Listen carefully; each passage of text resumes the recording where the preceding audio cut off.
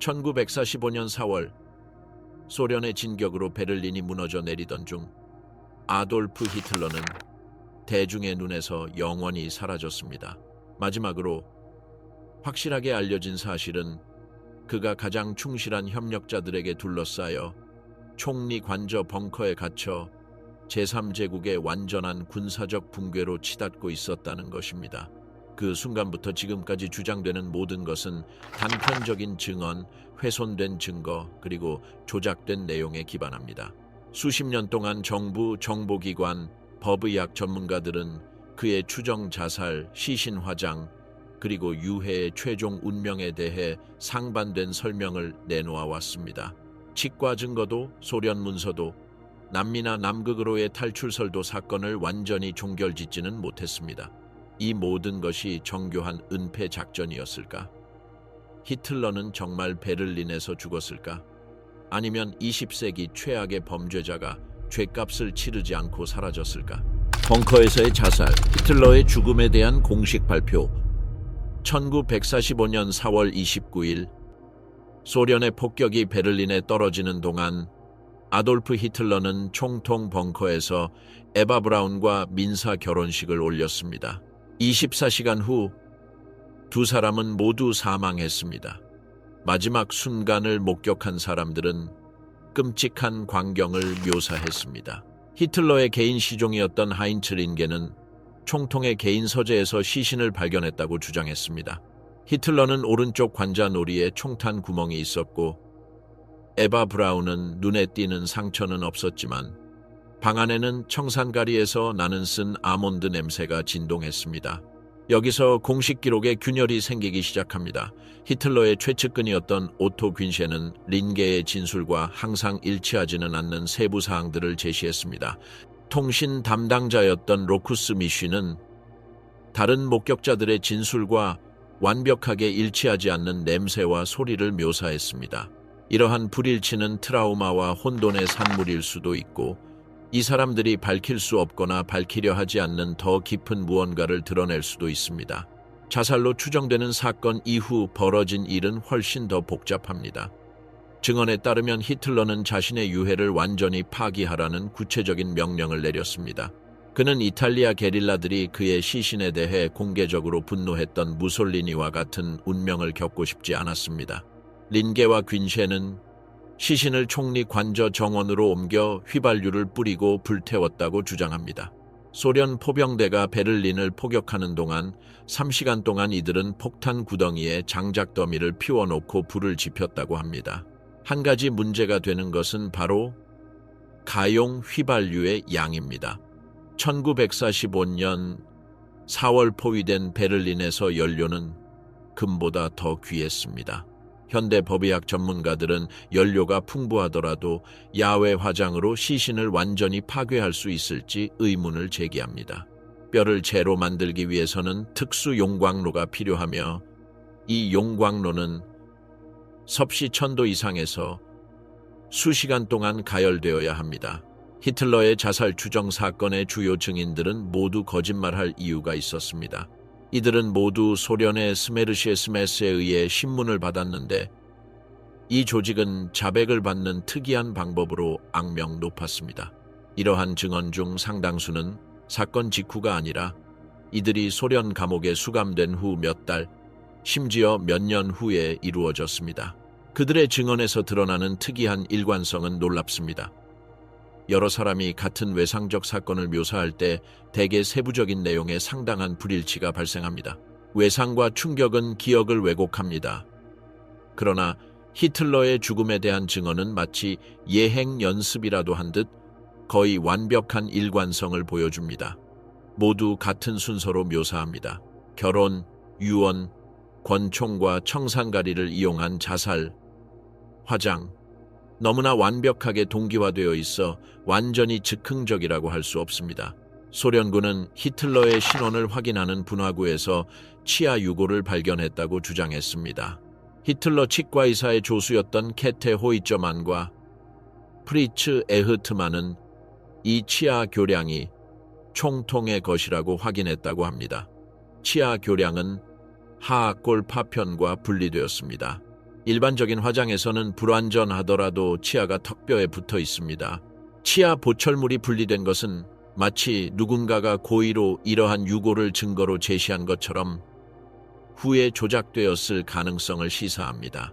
호이쩌만과 에르트만은 히틀러의 원본 기록에 접근하지 못한 채 따로 신문을 받았지만 여전히 동일한 결론에 도달했습니다. 두 사람 모두 히틀러의 구강을 수년간 진료해왔고 그의 복잡한 치과 진료에 대한 모든 세부 사항을 알고 있었습니다. 하지만 그들은 소련 신문관들에게 정확한 답변을 하는 것이 자신들의 목숨에 달려 있다는 사실도 알고 있었습니다. 압박 속에서 암시의 힘은 상당할 수 있습니다.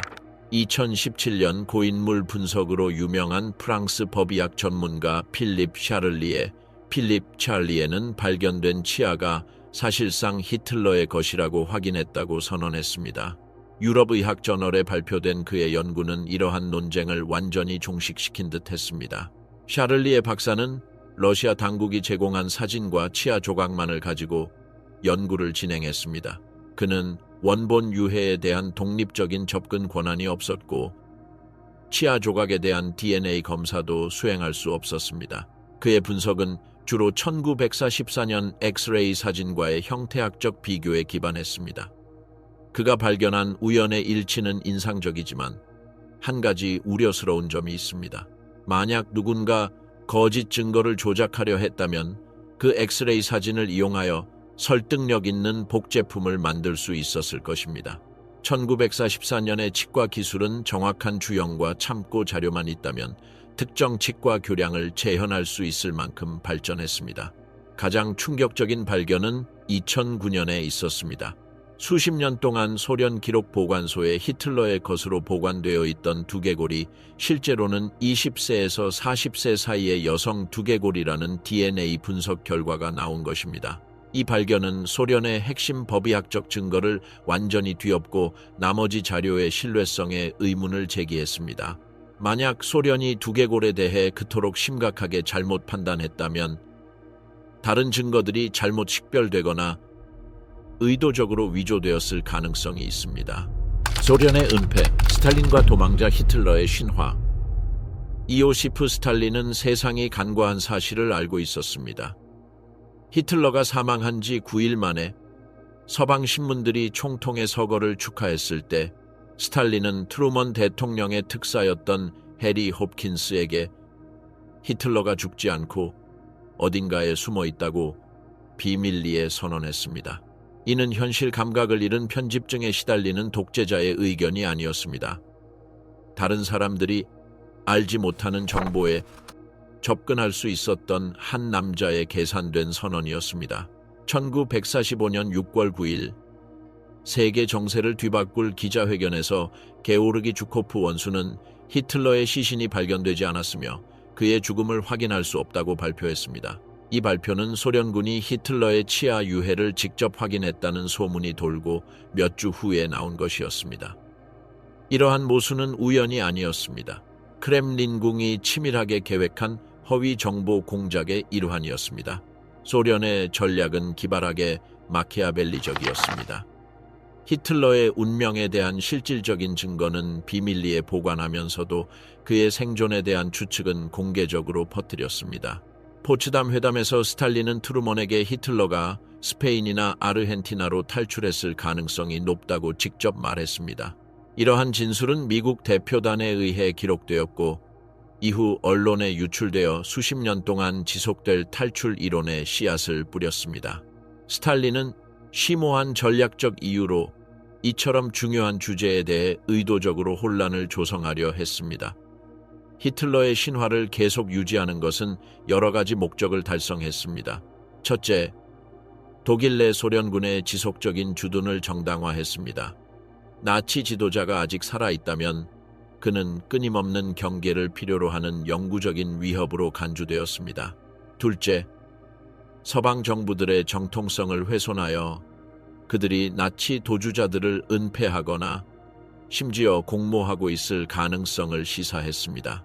소련은 공개적으로 의심을 퍼뜨리는 한편 아돌프 히틀러의 삶과 죽음에 대해 역사상 가장 철저한 조사를 진행했습니다. 스탈린의 직접 명령으로 시작된 신화작전 오퍼레이션 미튼 800건 이상의 신문, 수천 건의 압수문서, 그리고 벙커에서 발견된 모든 문서 조각에 대한 상세한 법의학적 분석을 포함했습니다. 4년 동안 NKVD 전문팀은 히틀러에 대한 어떤 서방 기록 보관소보다 더 많은 정보를 담은 413페이지 분량의 문서를 작성했습니다. 이 비밀 문서에는 유해 사진, 신문 전문, 상세한 치과 검사 결과, 그리고 총통의 마지막 날들을 분 단위로 기록한 연대기가 포함되어 있었습니다. 가장 중요한 문서는 최종 보고서 여백에 스탈린이 직접 쓴 특별 기록 보관소 배포 금지라는 메모였습니다. 소련 지도자는 진실을 알고 있었지만 세상이 그것을 알 준비가 되어 있지 않다고 판단했습니다. 핵심 증인들은 체계적으로 침묵당했습니다. 치아 잔해를 확인한 후 호이저만과 에흐트만은 시베리아 강제 노동 수용소로 보내졌습니다. 그들의 죄목은 제국에 대한 반역이 아니라 히틀러의 운명에 대해 너무 많이 알고 있었다는 것이었습니다.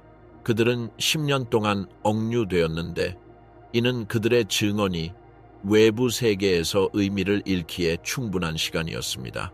1950년대에 마침내 석방되었을 때 세계는 소련의 공식적인 혼란과 불확실성을 받아들였습니다. 소련은 물적 증거에 대한 절대적인 통제력을 행사했습니다. 벙커 구역은 수년간 봉쇄되어 서방 연구원들이 접근할 수 없었습니다. 현장에서 발견된 모든 파편, 개인 소지품, 문서는 모스크바의 기밀 시설로 이관되었습니다. 1950년대에 서방의 벙커 접근이 마침내 허용되었을 때 벙커는 완전히 변해 있었습니다. 벽은 다시 칠해지고 바닥은 교체되었으며 잠재적인 법의학적 증거는 모두 제거되었습니다. 증거 조작은 엄청난 수준에 달했습니다. 소련은 히틀러의 운명에 대해 서로 다른 청중을 대상으로 여러 가지 상반된 버전을 만들어냈습니다. 서방 정부에는 한 가지를, 자국민에게는 다른 것을, 그리고 국제 언론에는 완전히 다른 세 번째 버전을 제시했습니다. 이러한 다중적인 허위 정보 전략은 어떤 단일한 이야기도 확정적인 것으로 통합될 수 없도록 만들었습니다. 1968년 소련 언론인 레프 베지멘스키는 소련 비밀 문서를 바탕으로 한 것으로 추정되는 아돌프 히틀러의 죽음을 출간했습니다. 이 책은 히틀러가 청산가리 중독으로 사망했다고 주장했는데 이는 머리에 총상을 입었다는 기존 증언과 상반됩니다. 나중에 밝혀진 바에 따르면 베지멘스키는 크렘린궁으로부터 이 특정 버전을 쓰라는 지시를 받았는데 이는 사건의 진상을 더욱 모호하게 만들고 정확한 사망 경위에 대한 논쟁을 계속 이어가기 위한 것이었습니다. 유해의 운명에 대한 최종 결정은 1970년 당시 KGB 수장이었던 유리 안드로포프에 의해 내려졌습니다. 25년간 보존되어 있던 뼈와 치아 파편들은 비밀 기록 보관소에서 꺼내져 마그데부르크 인근 숲에서 완전히 소각되었습니다. 유해는 엘베강에 뿌려져 독립적인 법의학적 분석이 불가능해졌습니다. 공식적인 명분은 해당 장소가 나치의 성지 순례지가 되는 것을 막기 위한 것이었지만 파괴 시기를 보면 훨씬 더 복잡한 동기가 있었음을 알 수 있습니다. 소련 붕괴 후 기밀이 해제된 문서들은 소련의 은폐 공작의 실체를 드러냅니다. 그들은 히틀러에 대한 증거를 조작했을 뿐만 아니라 수십 년 동안 다른 역사적 사건에 사용할 허위 정보 틀을 만들어냈습니다. 히틀러의 죽음은 냉전의 판도를 규정할 정보 조작 기술의 시범 실험이 되었습니다. 소련 작전의 유산은 오늘날까지 이어지고 있습니다. 거의 80년이 지난 지금도 우리는 그들의 고의적인 허위 정보 유포의 결과를 안고 살아가고 있습니다.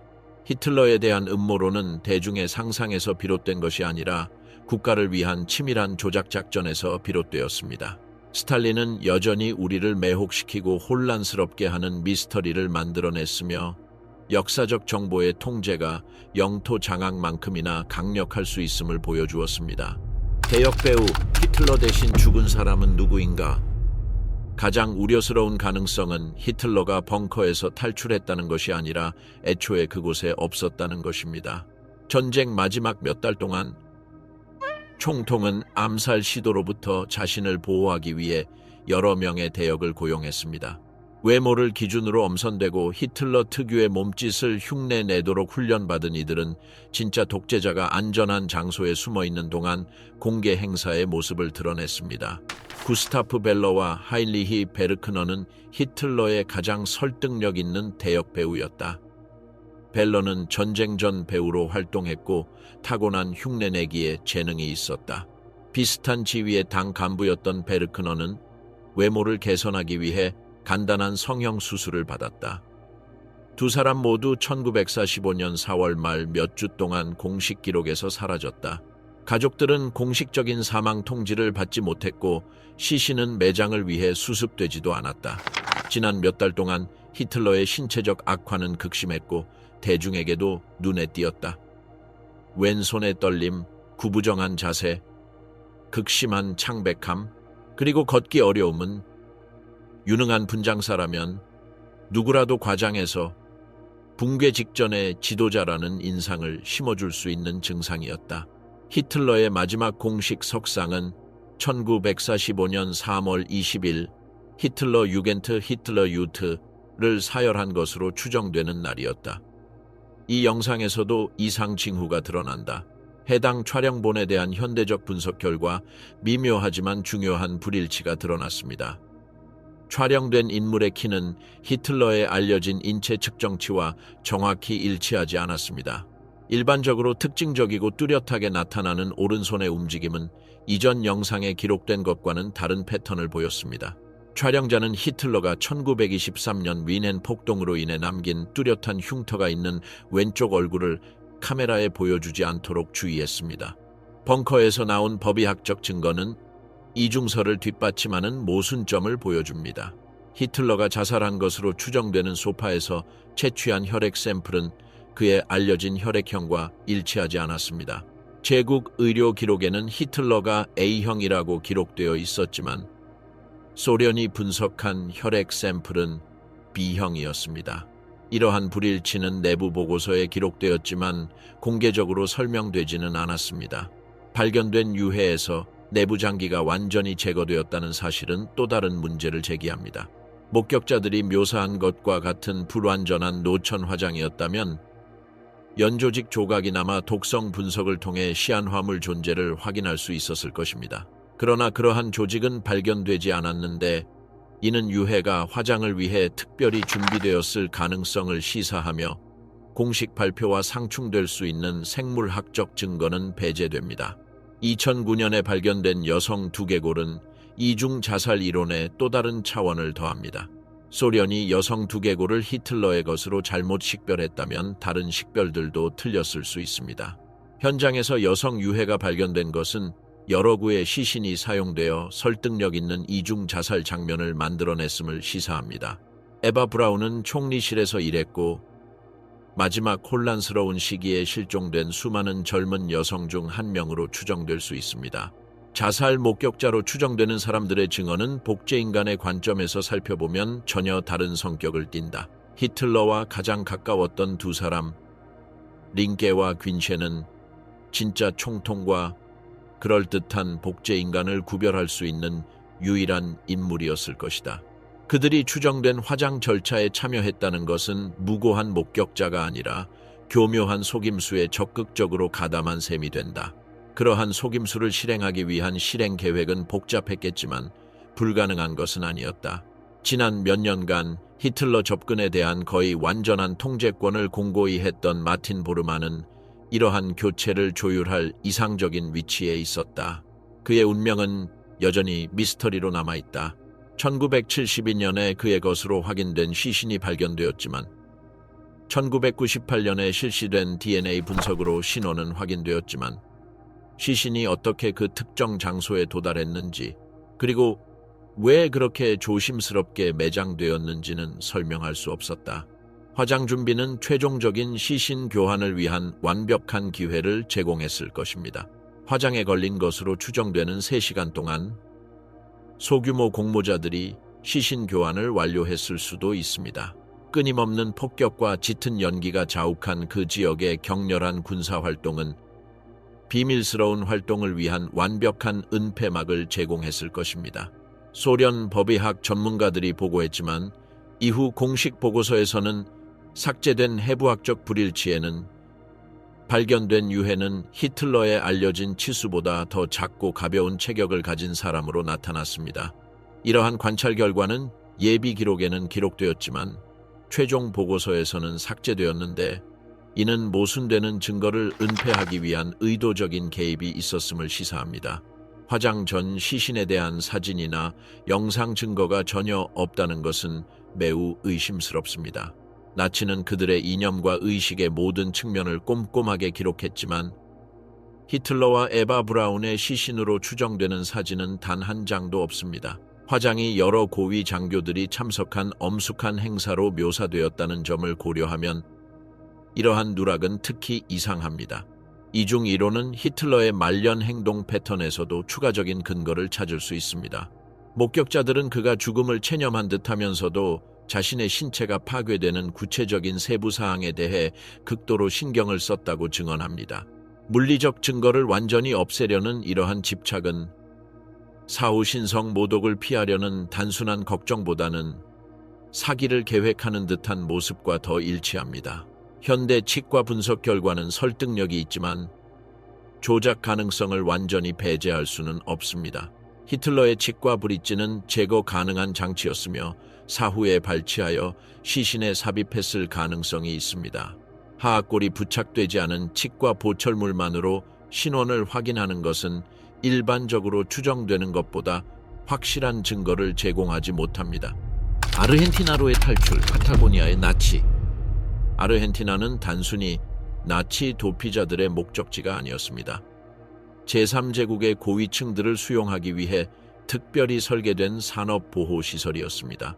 유럽과 남미를 연결하는 레트라인은 전쟁 후 임시로 만들어진 것이 아니라 분쟁이 아직 진전 중일 때 구축된 네트워크였습니다. 후안 도밍고 페로는 전쟁이 끝나기 2년 전인 1943년부터 나치의 아르헨티나 도착을 계획하기 시작했습니다. 작전은 상당히 정교했습니다. 로마 산지 롤라모 수도회 소속 크루노슬라프 드라가노비치 몬시뇨른 공식 바티칸 인장과 위조 문서를 조작했습니다. 도망자들은 수십 년 전의 위조 세례 기록을 바탕으로 완전히 새로운 신분을 부여받았습니다. 이는 단순한 위조 여권이 아니라 가족력, 학력, 이전 직업 등이 포함된 완전한 이력이었습니다. 아돌프 아이히만은 1950년 아르헨티나에 도착했는데 서류에는 자신이 오스트리아 태생의 통신 기술자 리카르도 클레멘트라는 사실이 적혀 있었습니다. 10년 동안 그는 부에노스아이레스 교외에서 겉보기에는 평범한 삶을 살았습니다.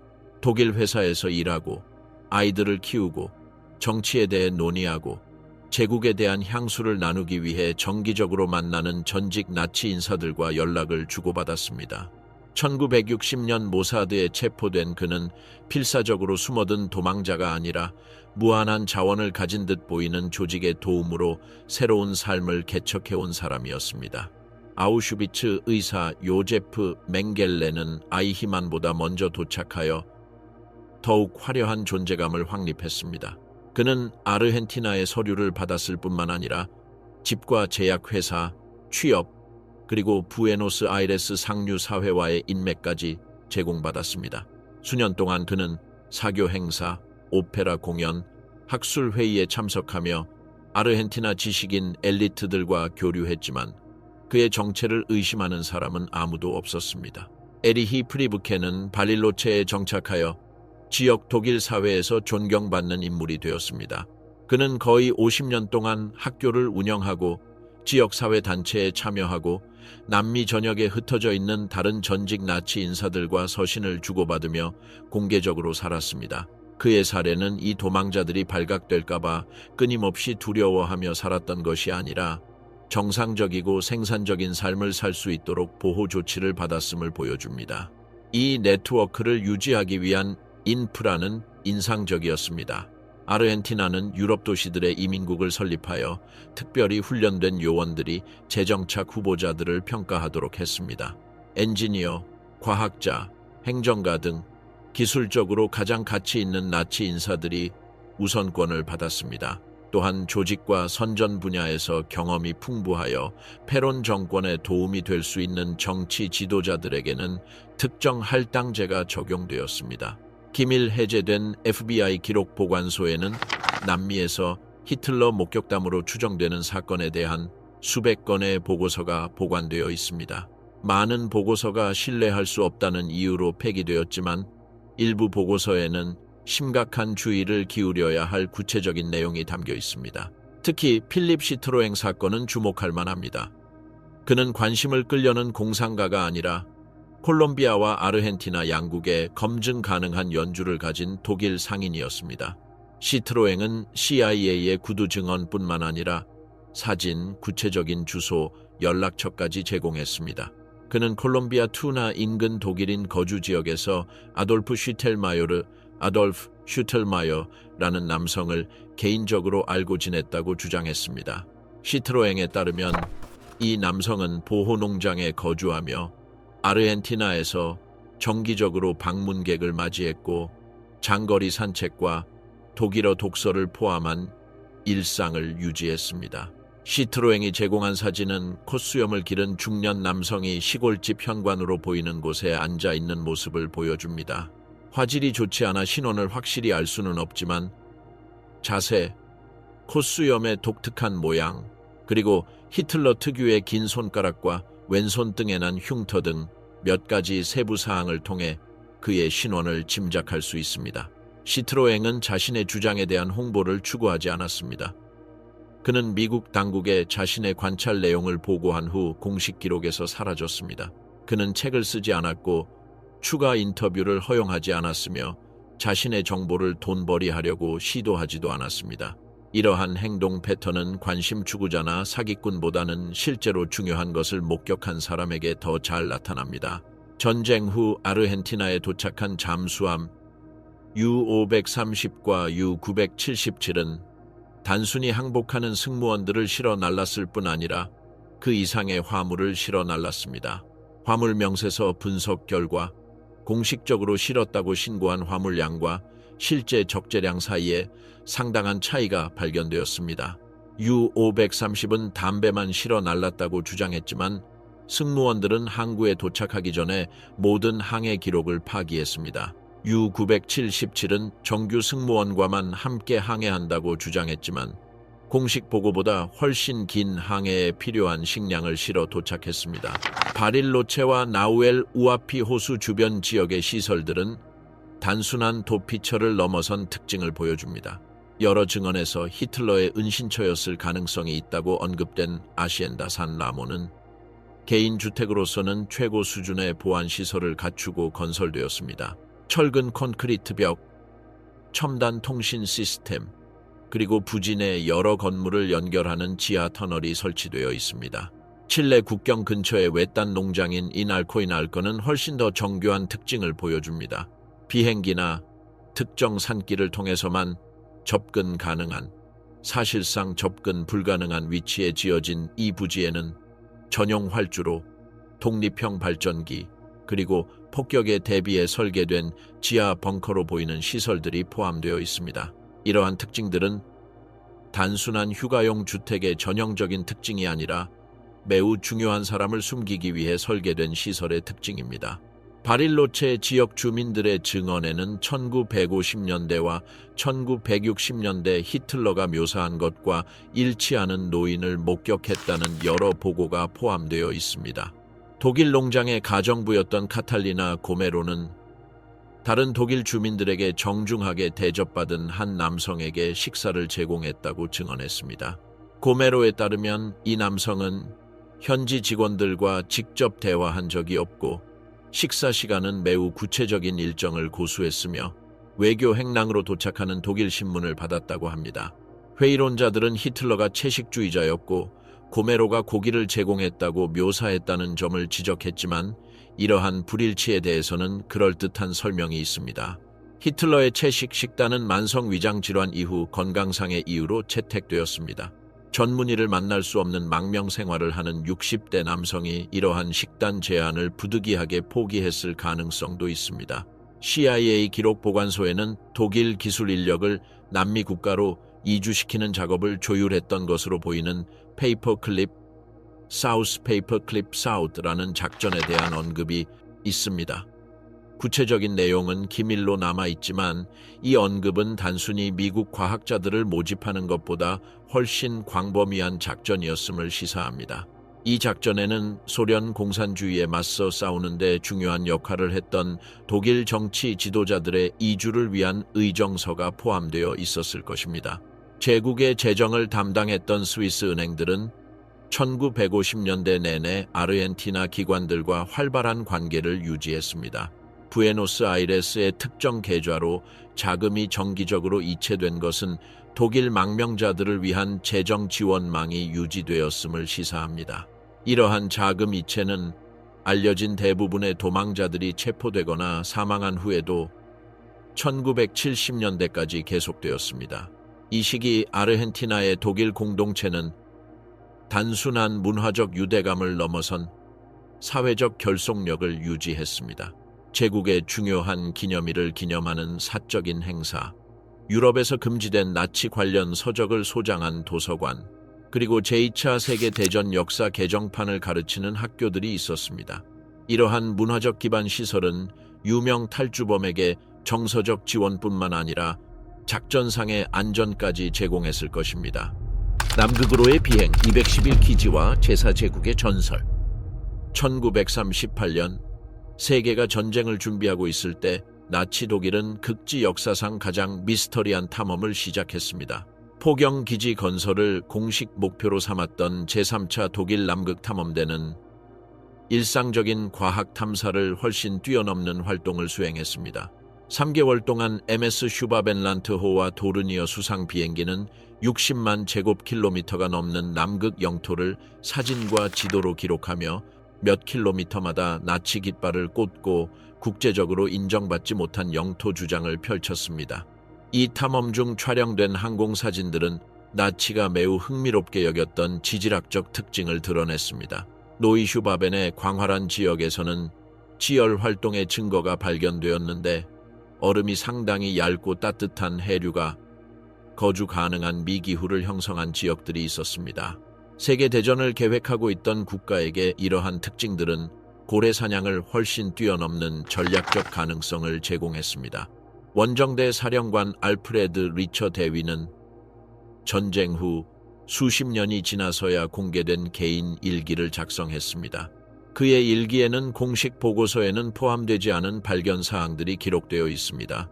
거대한 지하 동굴, 얼음 아래 수 킬로미터에 걸쳐 뻗어 있는 천연 터널, 그리고 그가 기원을 알 수 없는 건축물이라고 묘사한 것들 말입니다. 리처 대위는 특정 위치에 보급 창고를 설치했다고 보고했는데 이는 기밀 지도에만 표시되어 있었고 국제과학계와 공유된 적은 없었습니다. 탐험에 동행한 독일 엔지니어들은 해양 동물상이나 극지 기후학 전문가가 아니라 지하 건설 및 환기 시스템 전문가였습니다. 전후 기록 보관소에서 발견된 그들의 기술 보고서에는 극지 환경에서의 영구 구조물의 실현 가능성에 대한 상세한 연구와 장기간 독립적으로 작동할 수 있는 지하 시설의 구체적인 설계가 포함되어 있었습니다. 211기지의 전설은 대중의 상상에서 비롯된 것이 아니라 제국의 난해한 연구를 담당하는 조직인 SS 아네네르베 SSAONR의 기록 보관소에서 발견된 단편적인 문서에서 비롯되었습니다. 이 문서들은 불완전하지만 울티마 툴레 프로젝트 알티마 툴에 대한 언급과 지열 에너지를 활용하여 외부와의 접촉 없이 수년간 운영을 유지할 자급자족 남극 시설에 대한 계획을 설명합니다. 설계에는 실험실, 주거시설, 그리고 첨단 기술 개발을 위한 작업장으로 보이는 시설들이 포함되었습니다. 하인리히 힘러는 극지 탐사와 이상 현상 조사만을 전담하는 특별 SS 부서를 설립했습니다. 내부적으로는 아네르베 연구단 아네르베 포슝스그룹으로 알려진 이 부대는 독일 최고의 과학자들을 모집하여 대체 에너지부터 전자기 추진까지 모든 것을 연구할 수 있는 사실상 무한한 자원을 제공했습니다. 이들의 연구는 특히 기존 화석 연료와 독립적으로 작동할 수 있는 기술에 집중되었습니다. 전쟁 말기의 푸파이터 목격담은 이러한 비밀 연구 프로그램의 맥락에서 볼 때 다른 의미를 지닙니다. 연합군 조종사들은 알려진 물리학을 뛰어넘는 비행 능력을 가진 원반 모양의 비행 물체와의 조우를 꾸준히 보고했습니다. 즉, 순간 가속, 불가능한 방향 전환, 그리고 당시 알려진 어떤 기술도 능가하는 속도를 보였습니다. 가장 상세한 보고서는 독일 영토 상공에서 작전을 수행하던 폭격기 조종사들로부터 나왔습니다. 그들은 직경 약 10m의 금속 물체들이 비행 편대를 따라다니며 일정한 거리를 유지하며 일반적인 추진력의 흔적을 보이지 않았다고 묘사했습니다. 이 물체들은 공격적인 것은 아니었지만 분명히 우월한 기술력을 보여주었습니다. 보고서는 즉시 기밀로 분류되었고 수십 년이 지나서야 공개되었습니다. 전쟁 후 연합군의 포로로 잡힌 몇몇 독일 과학자들은 부상기술과 전자기장 추진과 관련된 연구 프로젝트를 언급했습니다. 친위대 SS에서 근무했던 오스트리아 엔지니어 빅토르 샤우베르거는 반중력 효과를 생성하는 물과 공기 소용돌이에 대한 실험을 설명했습니다. 그의 주장은 처음에는 사이비 과학으로 기각되었지만 현대 유체 역학 연구는 그의 기본 원리 중 일부를 뒷받침했습니다. 1946-47년의 하이점프 작전은 공식적으로는 북극 훈련 임무로 기술되었지만 병력 구성은 더욱 심각한 군사적 의도를 드러냅니다. 13척의 함정, 33대의 항공기, 그리고 4,000명 이상의 병력이 남극에 파견된 역사상 최대 규모의 군사력을 보유했습니다. 훈련 임무임에도 불구하고 이 작전에는 시가전 전문가와 폭파 전문가가 이례적으로 많이 투입되었습니다. 작전 사령관 리처드 버드 제독은 임무 전후에 공개 성명을 발표했는데 이 성명들은 군 검열을 통해 신중하게 편집되었습니다. 이후 인터뷰에서 버드 제독은 영원한 미스터리의 땅을 만났다고 말하며 환상적인 속도에 도달할 수 있는 비행 물체에 대해 경고한 것으로 인용되었습니다. 이러한 발언은 이후 국방부에 의해 부인되었지만 원본 녹취록은 기밀 해군 기록 보관소에 남아 있습니다. 임무는 예정된 완료일보다 훨씬 앞선 8주 만에 갑작스럽게 종료되었습니다. 공식 보고서는 악천후로 인해 조기 종료가 발생했다고 밝혔지만 실제로 배치된 장비는 극한 기상 작전에 적합하도록 특별히 설계되었습니다.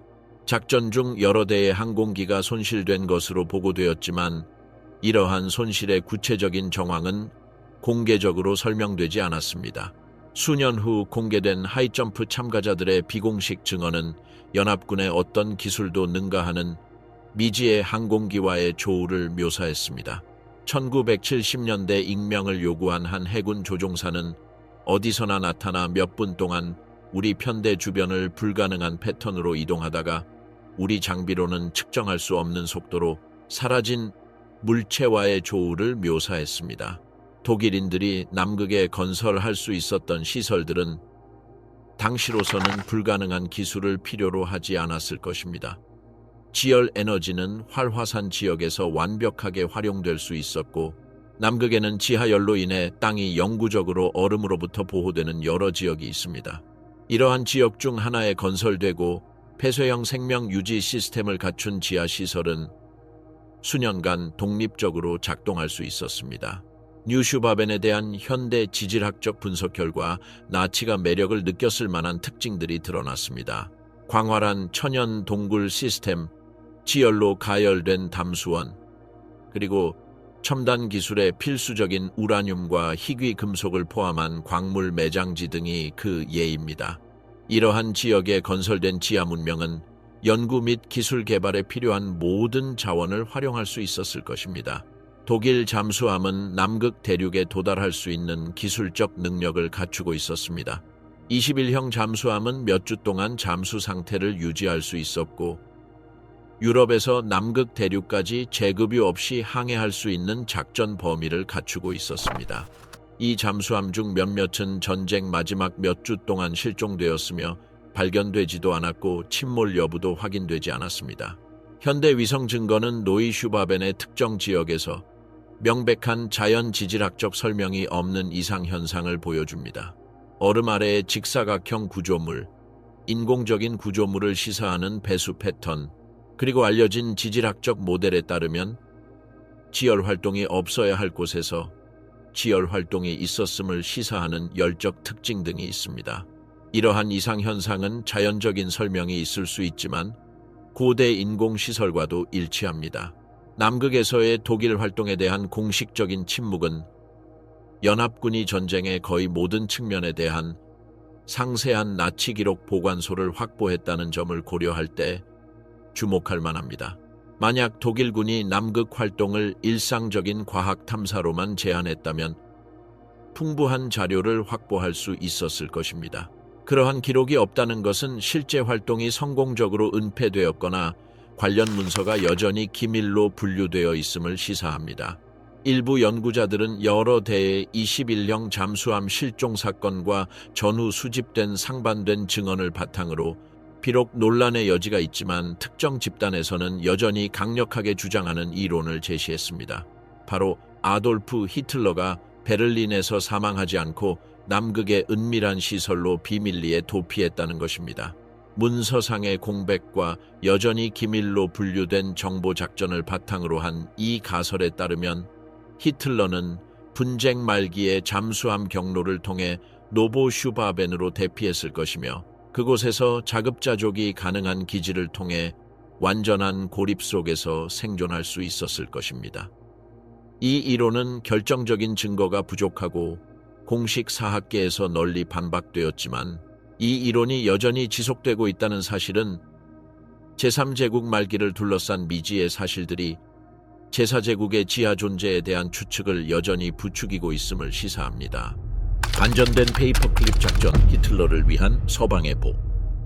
페이퍼클립 작전은 전후 1,600명의 독일 과학자와 기술자를 공식적으로 미국으로 이송했지만 기밀 해제된 문서에 따르면 이 수치는 실제 작전의 일부에 불과합니다. OSS 기록 보관소에 따르면 제국과 관련된 1만 명 이상이 새로운 신분으로 서방 국가로 비밀리에 이송되었습니다. 이들 모두가 과학자는 아니었습니다. 상당수는 행정가, 정보장교, 선전 전문가였으며 이들의 경험은 냉전 시대의 귀중한 자산으로 여겨졌습니다. 이 프로그램은 단순하지만 도덕적으로 타협적인 논리에 따라 운영되었습니다. 소련 공산주의에 맞서 서방을 도울 수 있는 사람은 누구든 과거 범죄와 관계없이 보호받을 자격이 있다는 논리였습니다. 이러한 철학은 공식 채널과 병행하여 작동하는 이민 파이프라인을 만들어냈고 미국 정부 최고위층의 승인을 필요로 하는 자원에 접근할 수 있었습니다. 베르너 폰 브라운은 가장 잘 알려져 있지만 가장 논란의 여지가 적은 사례이기도 합니다. 로켓 개발자로서의 그의 기록은 미국 우주 계획에 분명히 귀중한 자산이 되었습니다. 더 문제가 되는 사례로는 볼리비아에서 미국 정보기관에 고용되었던 리옹의 도살자 클라우스 바비와 동부 전선에서 독일 군사정보기관을 지휘했던 라인하르트 겔렌이 있습니다. 그는 서독 정보기관의 전신이 될 조직을 설립했습니다. 히틀러 목격담으로 추정되는 사건에 대한 FBI 문서는 시민 신고에 대한 일상적인 수사가 아니라 상당한 자원이 투입된 심각한 정보작전이었습니다.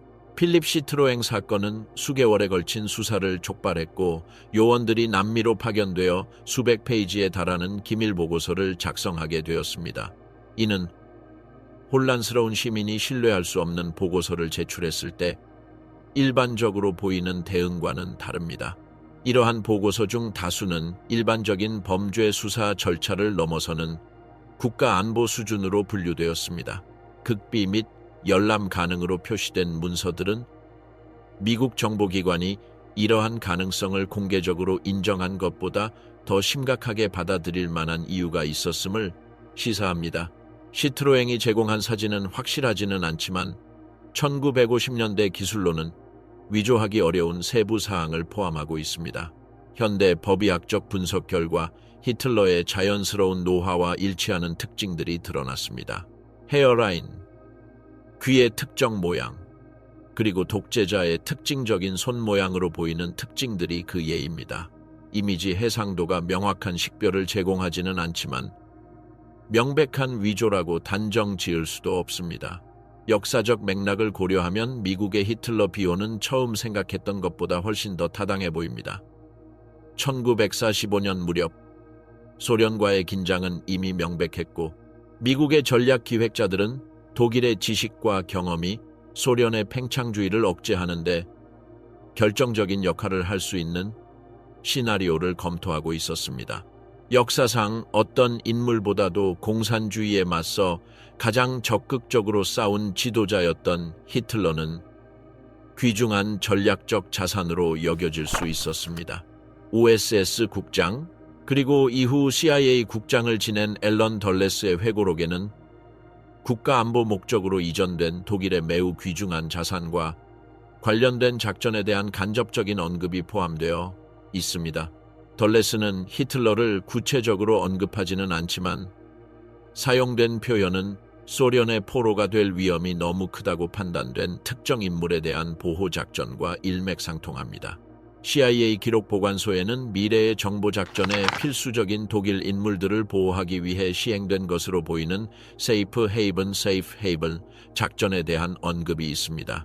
구체적인 내용은 여전히 기밀로 남아있지만 입수 가능한 자료들을 보면 과학적 모집을 훨씬 넘어 특정 인물의 장기 은폐를 위한 프로토콜을 포함한 작전이었음을 시사합니다.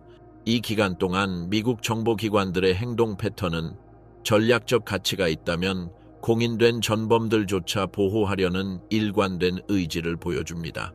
만약 밥이나 갤렌처럼 범죄 행위가 잘 기록된 인물들을 보호하려 했다면 히틀러를 보호하는 것이 기존 정책에서 크게 도덕적으로 격상되는 것을 의미하지는 않았을 것입니다. 이러한 작전에 투입된 재정 자원은 상당했습니다. 공식적으로는 유럽 재건을 위해 사용되었던 마셜 플랜 자금은 정보 작전에 체계적으로 전용되었습니다. OSS와 이후 CIA가 관리했던 미감사 회계에는 고위 인사들의 가짜 신분 유지를 포함한 복잡한 장기 작전을 유지하기에 충분한 자원이 있었습니다. 독일 도망자들을 은닉하는 데 사용 가능한 시설에는 미국 영토 내에 있는 군사 기지들이 포함되었으며 이 기지들은 예외적인 보안 규정에 따라 운영되었습니다. 이후 핵실험 장소가 된 네바다 복합단지에는 기밀 인원들을 외부 접촉 없이 무기한 수용할 수 있는 주거시설이 있었습니다. 이러한 시설들은 대중에게 공개하기에는 너무 귀중하거나 위험하다고 여겨지는 모든 개인에게 완벽한 보안을 제공했을 것입니다.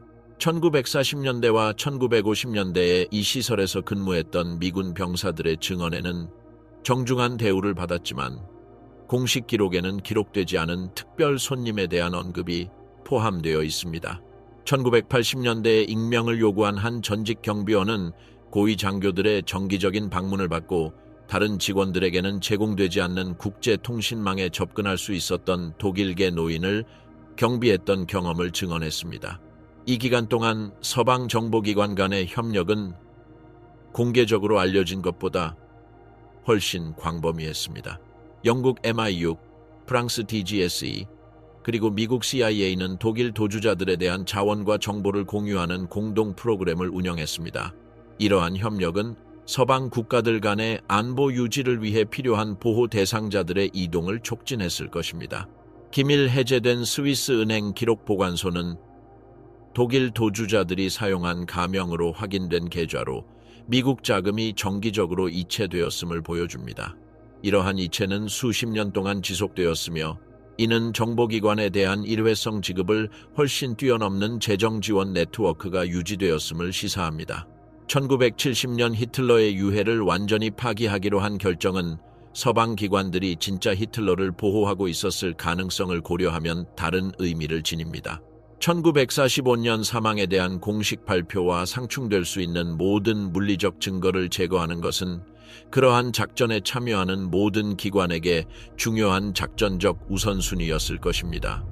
최후의 증거, 히틀러 시체의 과학적 재판. 히틀러의 추정 유해에 대한 현대 법의학적 분석은 공식적인 결론이 시사하는 것보다 훨씬 더 복잡하고 불안한 양상을 드러냅니다. 2017년 연구를 통해 히틀러 치아의 진위를 확인했다고 주장하는 프랑스 연구자 필립 샤를리에는 자신의 결론의 타당성을 심각하게 훼손하는 제약하에서 연구를 진행했습니다. 그는 원본 유해에 직접적이고 독립적으로 접근할 수 없었지만 러시아 당국이 제공한 고해상도 사진과 주형을 이용하여 연구했습니다. 이러한 간접 자료에 대한 의존성은 독립적인 법의학적 분석 가능성을 배제하기 때문에 문제가 됩니다. 샤를리에는 DNA 검사, 분자 구성 분석 또는 조작이나 위조의 흔적을 드러낼 수 있는 현미경 검사를 수행할 수 없었습니다. 그의 분석은 러시아 사진과 1944년 독일 엑스레이의 형태학적 비교에 국한되었는데 이는 정교하기는 하지만 전문적으로 조작된 증거를 감지할 수 없는 방법입니다. 비교의 근거로 사용된 1944년 엑스레이 사진들은 나름의 문제점을 안고 있습니다. 히틀러의 광범위한 치과 치료 후고 블라슈케 박사가 촬영했지만 원본은 전쟁 말기 혼란기에 사라졌습니다. 샤를리에가 사용한 사본들은 독일 기록 보관소에서 압수된 자료에서 복제된 것이었는데 진위 여부를 보장하는 검증 가능한 관리 체계가 없었습니다. 만약 누군가 설득력 있는 치과 증거를 조작하려 했다면 이 엑스레이 사진들이 완벽한 본보기가 되었을 것입니다. 1945년 호이쩌만과 에흐트만이 시행한 치아 감별 과정은 과학적 타당성을 인정하기 어려운 상황으로 인해 오염되었습니다. 두 사람 모두 소련에 구금되어 가족과 떨어져 지내며 미래에 대한 암묵적인 위협에 직면한 상태에서 신문을 받았습니다. 이 감별은 원본 치과 기록에 접근하지 않은 채 수개월 또는 수년 전에 시행된 치과 치료에 대한 기억에만 의존하여 이루어졌습니다. 두 신원 확인자는 증언 후 즉시 시베리아 강제 노동 수용소로 이송되어 10년 동안 연락이 두절된 채 방치되었습니다. 이러한 일련의 사건은 귀중한 개인을 보호하기보다는 문제가 있는 증인들을 침묵시키는 것과 더 일맥상통합니다. 만약 그들의 신원 확인이 진실하고 정확했다면 향후 법의학적 조사에 귀중한 자산이 되었을 것입니다. 벙커에서 발견된 혈액 샘플 분석 결과 지금까지 만족스럽게 설명되지 않은 불일치가 드러났습니다. 소련 법의학 전문가들이 분석한 샘플은 B형 혈액형을 보인 반면 독일 의료 기록에는 히틀러의 혈액형이 A형으로 기록되어 있습니다. 이러한 근본적인 불일치는 내부 보고서에는 기록되었지만 공식 결론에서는 제외되었습니다. 이러한 유형의 증거가 지닌 중대한 중요성을 고려할 때 필사 오류에 대한 공식적인 설명은 불충분합니다. 현대 DNA 기술은 유해의 진위 여부에 대한 많은 의문을 확실하게 해결할 수 있지만 러시아 당국은 독립적인 분석 요청을 꾸준히 거부해왔습니다. 긍정적인 분석이 공식 발표를 확실히 확인하고 수십 년간의 음모론적 추측을 불식시킬 수 있다는 점을 고려하면 이러한 거부감은 주목할 만합니다. 독립적인 분석을 허용하지 않는 것은 당국이 그러한 분석 결과를 의심할 만한 이유가 있음을 시사합니다. 벙커 현장에서 발견된 추가 유골 조각에는 히틀러나 에바 브라운의 유골이 아닌 것이 분명했습니다. 법의학적 분석 결과 최소 4명의 유골이 확인되었는데 그 중에는 어린이의 유골로 보이는 것도 포함되어 있었습니다. 현장에서 여러 구의 시신이 발견된 것은 목격자들이 묘사한 특정 화장터가 아닌 일반적인 시신 매장지로 사용되었음을 시사합니다. 모든 물리적 증거의 관리 체계는 돌이킬 수 없을 정도로 훼손되었습니다. 유해는 1945년에서 1970년 사이에 여러 차례 옮겨져 여러 시설에 보관되었으며 보존 절차에 대한 자세한 기록을 유지하지 않는 인력에 의해 처리되었습니다. 이 기간 동안에는 어떠한 조작, 대체 또는 오염도 감지되지 않고 가능했을 것입니다. 현대 과학적 방법으로 유해가 최종적으로 검사될 무렵에는 수십 년 동안 독립적인 법의학적 통제를 받지 않은 상태였습니다. 1970년 유해의 최종 파기 시점은 적절합니다. 이는 곧 고대 유해의 확실한 신원 확인을 가능하게 할 DNA 분석 기술의 발전과 겹쳤습니다. 이 파기로 향후 분석 결과가 공식 결론과 상충될 가능성은 완전히 사라졌습니다.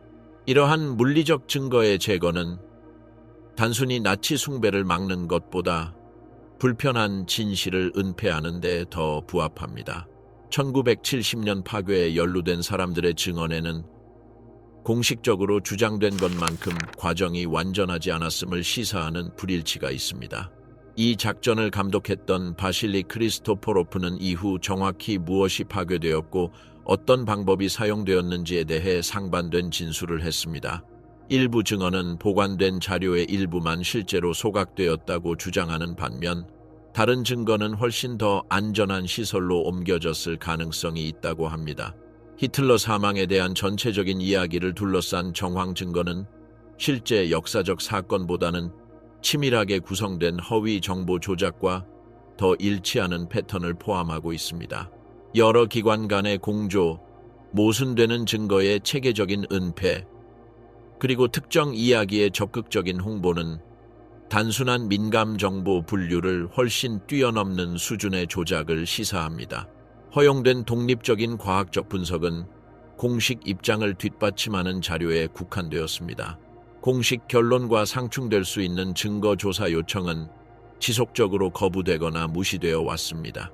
이처럼 선택적으로 이루어지는 과학적 협력은 역사적 진실을 확립하기 위한 진정한 조사보다는 적극적인 은폐 공작의 특징입니다. 오늘날 이용 가능한 법의학 기술은 남아있는 모든 증거의 진위 여부에 대한 의문을 확실하게 해결할 수 있지만 이는 모든 관련 자료에 대한 독립적이고 무조건적인 접근이 허용되어야만 가능합니다. 관련 문서의 지속적인 기밀 유지, 독립적인 분석 거부, 그리고 물리적 증거의 선택적 파기는 책임 당국이 역사적 진실을 확인하는 데 대한 관심보다는 그러한 분석이 드러낼 내용에 대한 두려움이 더 크다는 것을 시사합니다.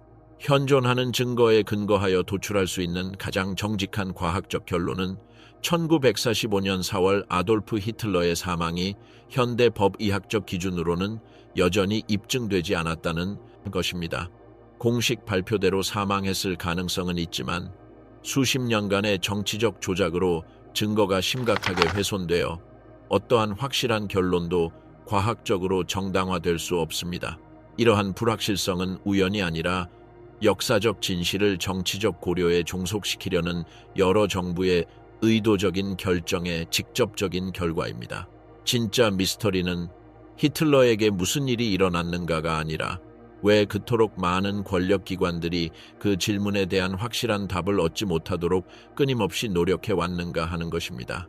이 질문에 대한 답은 총통의 최후에 대해 우리가 발견할 수 있는 어떤 것보다 현대 정치 권력의 본질에 대해 더 많은 것을 보여줄 수 있습니다.